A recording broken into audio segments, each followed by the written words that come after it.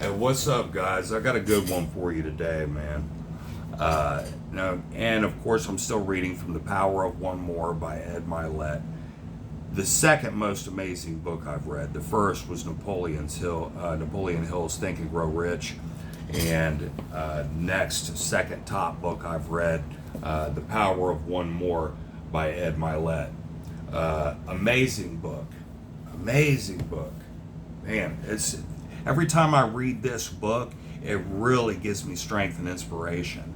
And I believe in rereading books to really learn everything that's in it. Most people just want to read a bunch of books to say they read them. Get a bunch of, oh, I've read this book, I've read this book, I've read this book. But absorbing the wisdom from it is the most important thing. So I'm going to reread a book over time until I find a better book. Or not a better one, but another good book that I can start on. And then I'll read that one. And then I'll come back to it periodically, and I'll come back to this one and reread through them and absorb really what's in it. But this book is amazing. And it's talking about circles of relationships, the different levels of relationships, and all the way to your inner circle. And it says, each person's association with you is revealed. When that purpose has been realized, your relationship changes and other new associations move in to fill the void. The people in each of these circles influence your life. The closer they get to the center of your circle, the more potential for ongoing meaningful dialogue and impacts on you. The boundaries between these circles are fluid and dynamic. Relationships constantly change, and people will move from one ring of the circle to the next, depending on how your and their life changes. And then it goes on to say, conversely, if these people have things in their lives you desperately don't want, such as being broke, unfit, constantly angry, lazy, and so forth, then you need to reevaluate or evaluate your proximity to them immediately. Even if they love you and you love them back, you still need to assess your proximity to them, because they will have influence on what you will get in this life. It's the law of familiarity. Just like the law of attraction, just like the laws of the universe. The law of familiarity is the law of the universe, and it is a fact. It is a forever fact. It's universal truth. Things that become familiar to you become you. Okay? If you have a group of people and it's normal to rob banks and you hang out with them, eventually you're going to rob a bank. If you hang out at a barber shop long enough, you're going to get a haircut. Whoever you hang out with, you will eventually become, because the things they do, and even if they do things in private, if I have a friend who cheats on his wife, and I'm going to stay friends with him, and that's the type of person he is. For one, if you're somebody who cheats on your wife, it's not so cut and dry as, well, I hung out with somebody who cheats on his wife, so now I'm going to go cheat on my wife. But what it does is it shows his character. How you do anything is how you do everything. So a man who cheats on his wife, a man who betrays his friends, a man who lies to his friends, a man who steals from his friends, a man who hates on his friends or sabotages his friends, a man who is immature and disrespectful, his behavior shows in many areas. And that substandard behavior of the group you hang out with will be infected by, you will be infected by that. Even if it's one person in your group, he will start to infect those people. Okay? If it's your whole group, they'll change you quickly. You'll be so far off track in no time, it'll be unbelievable. You'll have no idea who you are anymore. And what it's going to do is it's going to go against everything you know you should be. It's going to go against everything you know you should be, and it's going to pain you daily.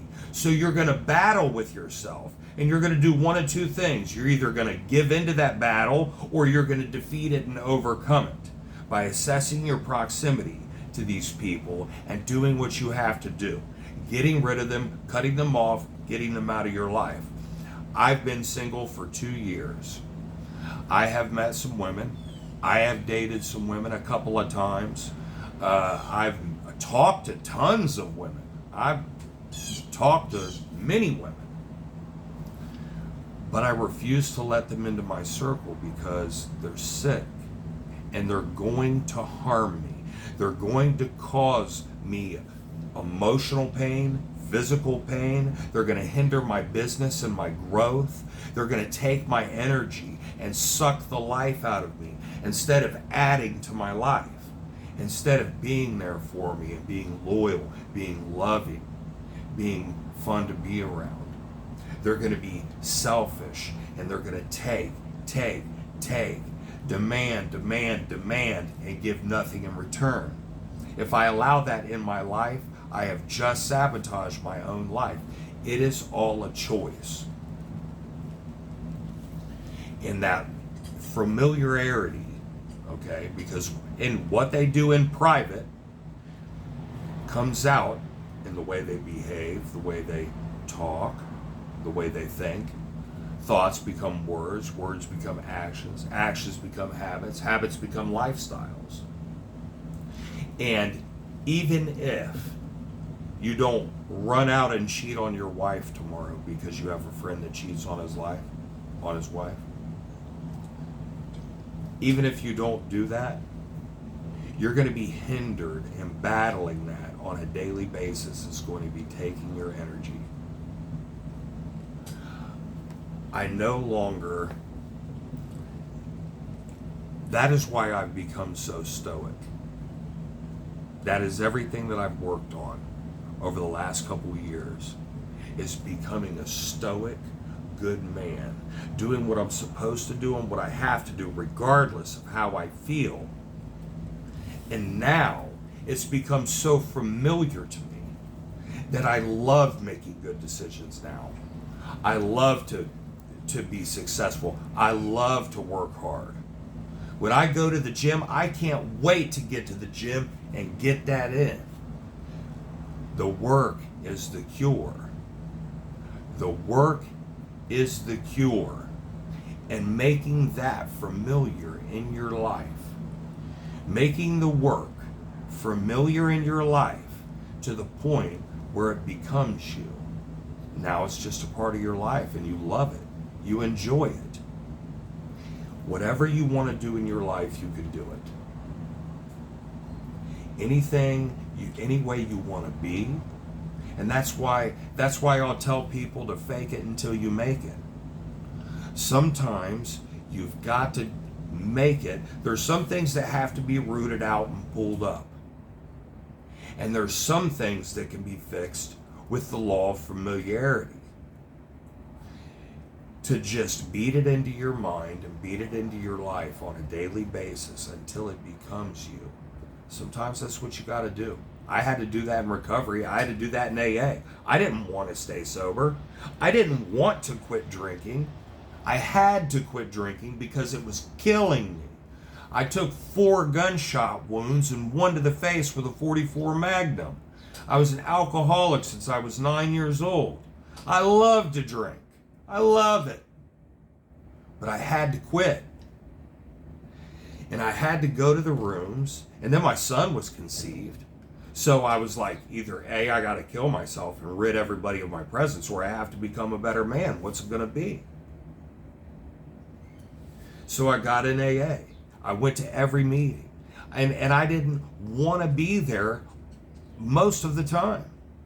I did not want to get up and go to those meetings. I did not want to put the work in. I did not want to read the book, figure out what all the steps are, work the steps, do the personal inventory, make the amends with the people I hurt, and debase myself and embarrass myself. So I learned humility.